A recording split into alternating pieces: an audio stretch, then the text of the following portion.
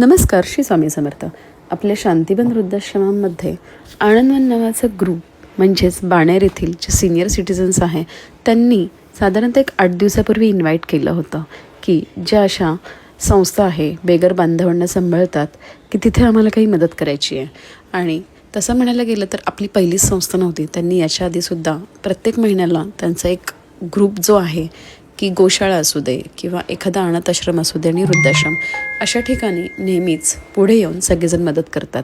आणि तरटे मॅडमने माझे व्हिडिओ नेहमीच सोशल मीडियावरती बघत असतात.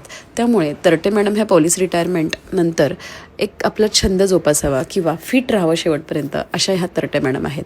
तर त्यांनी मला संपर्क साधला आणि त्याच्यानंतर मला बोलवलं होतं. तर तुम्हाला काय रिक्वायरमेंट पाहिजे आणि ओळख करून दिली. साधारणतः 150 त्यांच्या ग्रुपमध्ये मेंबर आहे.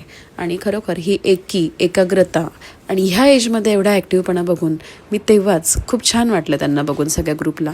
आणि स्वतःला पण एनर्जी आली की असंही जगता आलं पाहिजे की शेवटपर्यंत ॲक्टिव्ह राहणं. अगदी वय झालं आहे म्हणून घरात झोप न घेता त्या ग्रुपमध्ये एवढी एनर्जी होती की असं वाटलं आपणही सकाळी लवकर उठून एक्सरसाइज योगा केलंच पाहिजे. आणि ही सगळी एनर्जी बघून खरोखर खूप आनंद वाटला.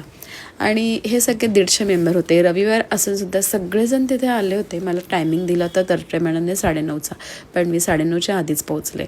तर अशा प्रकारे त्यांचा जो हास्य क्लबचे जेवढे मेंबर आहे, बाणेरमध्ये हास्य क्लब आहे आणि आनंदवन असं ग्रुपचं नाव आहे त्यांच्या, तर 150 हास्य क्लबमध्ये हे मेंबर आहे.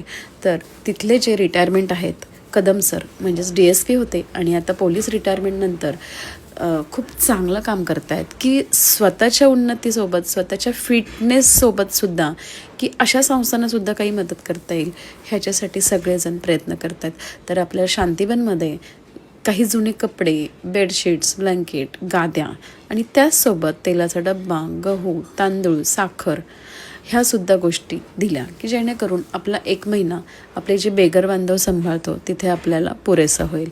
आणि खरं तर आमचा जो नेहमी टेम्पो असतो म्हणजेच आपल्या अमित भाऊंचा तो टेम्पो काय आज आला नाही. त्यामुळे संतोष सर आज सुट्टी असूनसुद्धा तिथे नक्कीच अटेंड झाले होते. अटेंडंट त्यांनी लावलीच होती. आपल्या त्याच्यासोबत बुरके काका, मी, शीतल आम्ही सगळेच जण आलो होतो.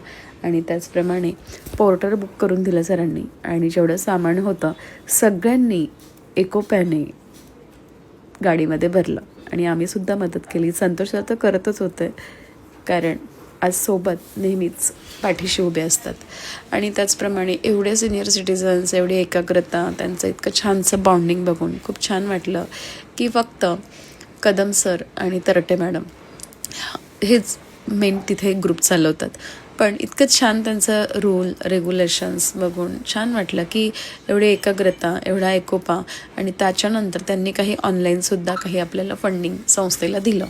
तर अशा प्रकारे आमचा रविवारचा दिवस मस्त आणि मजेत गेला. सकाळपासून ते दुपारपर्यंत अगदी सामान भरून पॅकिंग करेपर्यंत अशा प्रकारे आपण हे जे बेघर बांधव सांभाळतो वडगाव बुद्रुक या ठिकाणी हे सगळं सामान आपण नेलं. आणि त्याच्यामध्ये असे खूप सगळ्यांचे प्रश्न होते. संस्था कुठे, काय काम करतात, सिनियर सिटिझन्स किती आहेत, असे सगळ्यांनी हे क्वेश्चन विचारले. आणि मागच्या वेळेस पण सेम त्यांना मी पूर्ण माहिती दिली होती आपल्या संस्थेची की आपली संस्था किती वर्षापासून काम करते आहे आणि गरज काय आहे. पण आज रविवार असूनसुद्धा हे सगळेजण आवर्जून आले. मला असं वाटलं रविवार म्हटलं की ह्यांना सुट्टी असेल, पण म्हणे आम्हाला एकही दिवस सुट्टी नसते, आम्ही डेली हास्य क्लबला येतो. हसणं कोणाला नाही आवडत, हसणं सगळ्यांनाच आवडतं. म्हणूनच बऱ्याच ठिकाणी आपण हास्य क्लब बघायला मिळतात आणि खूप छान वाटतं. हा हास्य क्लब जी व्यक्ती चालवतात आणि एक फ्रेश ॲक्टिवनेस सगळ्यांमध्ये गप्पा वेळ जाण्यासाठी खूप छान मार्ग आहे. आजकाल फ्लॅटमुळे कोण कोणाला ओळखत नाही आहे, पण जसं पूर्वी चावडीवर बसायचे तसा हा हास्य क्लब आहे असं मी नक्की म्हणेल. त्यामुळे सगळ्यांमध्ये ओळखी आणि काम काय करायचं, एकजुटीने कसं करायचं ह्याचं आपल्याला एक प्रशिक्षण नक्कीच मिळालं मला. आणि थोडंफार मला बोलायलासुद्धा कदम सरांनी चान्स दिला आणि तरटे मॅडमने. त्याच्यानंतर मी थोडेसे 2 शब्द त्यांचे आभार मानले की एवढ्याच चांगल्या प्रकारे त्यांनी आपल्या संस्थेला मदत केली तर ही खूप मोठी गोष्ट आहे. कारण आजकाल एक व्यक्ती चहाचा कपसुद्धा देऊ शकत नाही, पण ह्यांनी आज आपल्याला 1 महिना पुरेल एवढ्या थोडा किराणा माल म्हणजेच गहू, तांदूळ, डाळ आणि तेल ह्या गोष्टी देऊ केल्या.